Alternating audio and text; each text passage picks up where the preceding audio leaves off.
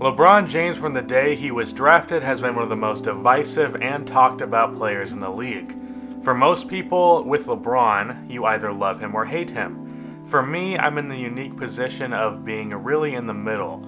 And I'm saying that because in today's video, I want to talk about the term known as the LeBron James effect. And I just wanted to put it out there that I am neither a LeBron James hater nor a LeBron James fanboy.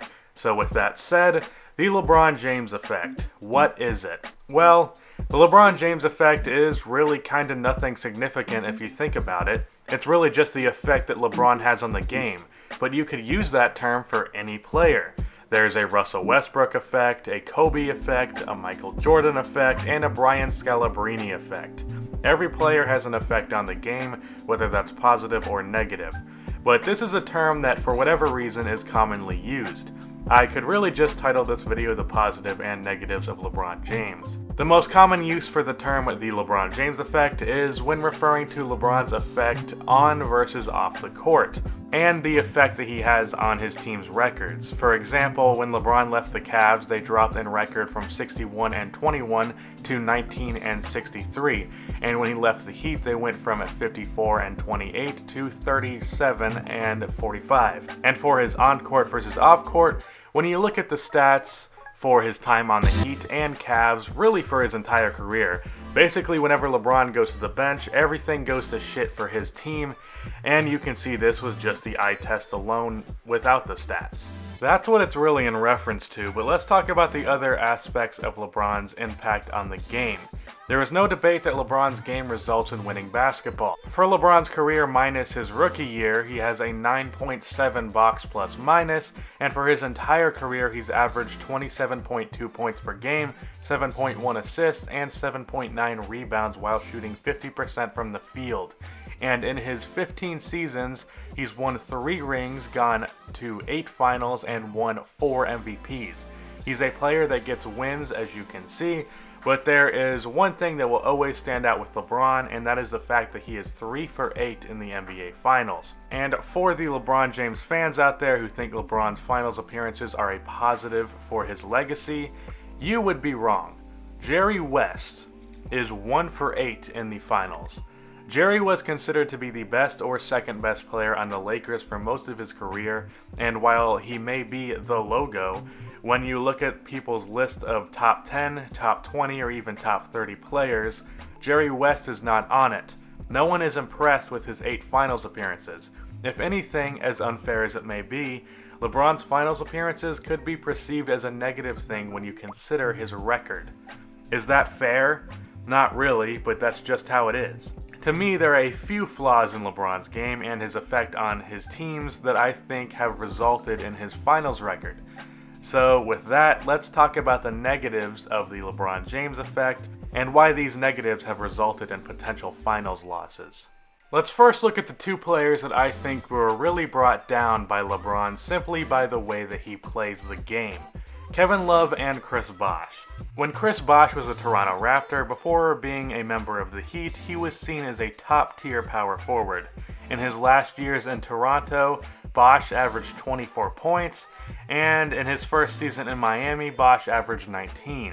A 5-point drop-off that would be expected, but with the attention brought on Bosh, his drop-off was really criticized, and people started saying that he was a scrub. There was a lot of times people said that he should be traded, but none of this was at the fault of Bosh. Bosh's production and overall good play dropping off was directly caused by the LeBron James effect. In Toronto, Bosh was really a down-low guy, in the post, receiving dump-off passes and running pick and rolls. In Miami, Bosh became mostly a mid-range shooter, which Bosh was great at, but it really wasn't his game. LeBron James flat out needed shooters on his team, and Bosh, being a post-up guy, would get in the way of his drives. So Bosh was made into a mid-range shooter. But that wasn't enough. Because of a lack of spacing, Bosh moved to center 2 years into his time in Miami and started taking more threes. LeBron's game essentially forced Bosh to convert into a stretch 5. Also at that 5 position, Bosh was criticized for being a bad rebounder, averaging less than 7 for his 2 years at the 5. And this was really unfair because he was playing the 5 even though he was a 4. Ultimately, Bosh was probably fine with this as he did win 2 rings playing with LeBron, but Bosh's individual legacy was diminished by the LeBron James effect. And I could say the same thing for Kevin Love. In Minnesota, K-Love was one of the best power forwards in the league. On top of being a great three-point shooter at the 4, Love was a great post-up player and a great rebounder.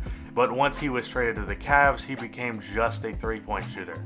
Basically, LeBron took these 2 dynamic, skilled power forwards and made them into spot-up shooters. If LeBron really wanted to stretch 4, he could have just gotten one on his team in the past instead of molding star 4s into stretch 4s. And since we mentioned the Kevin Love Cavs trade, let's talk about Andrew Wiggins. Now, the Wiggins deal itself looks like it was a bad deal in hindsight, but you can't really use hindsight to criticize. But the trade itself said a lot about the LeBron James effect. Whenever LeBron goes to a team, pretty much every asset is moved for win-now players, whether that's young players or picks being moved. If the Cavs kept Wiggins, they could have had him on the team in the finals. Now you might think, well, that would mean they wouldn't have Kevin Love. Actually, that's not true because if you don't remember, in the first round of the 2015 playoffs, certified piece of shit Kelly Olynyk dislocated Kevin Love's arm, so Kevin wasn't on the team in the finals. It was pretty much inarguable that Wiggins would be more useful on the court in the finals than Kevin Love on the bench in the finals.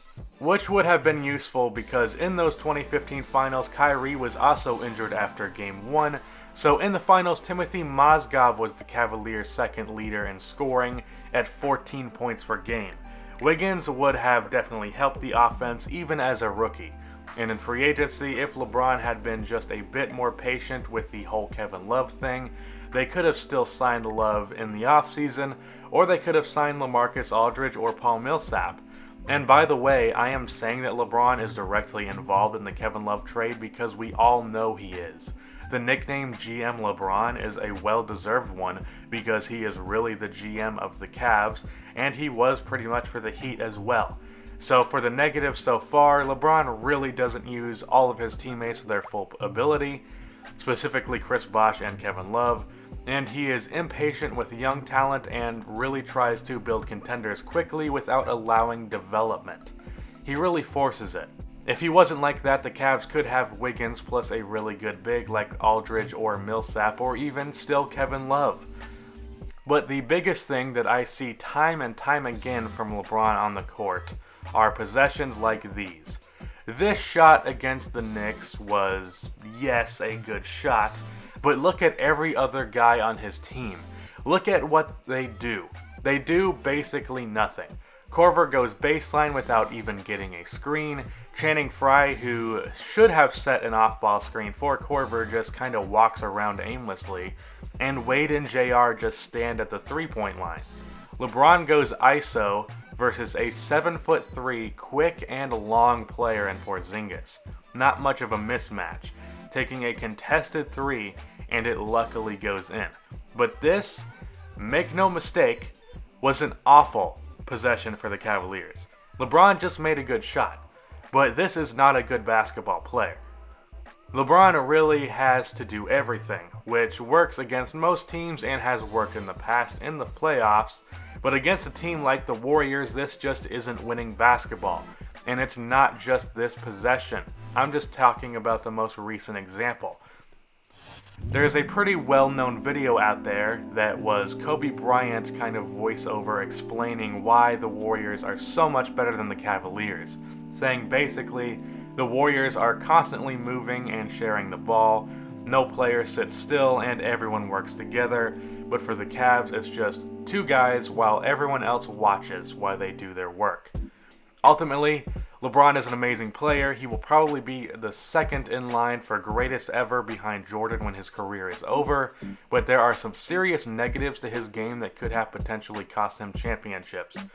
In this offseason, I'm really hoping for him to sign with the Spurs, and if that happens, I think a lot of the lack of player movement will be solved under Popovich's system.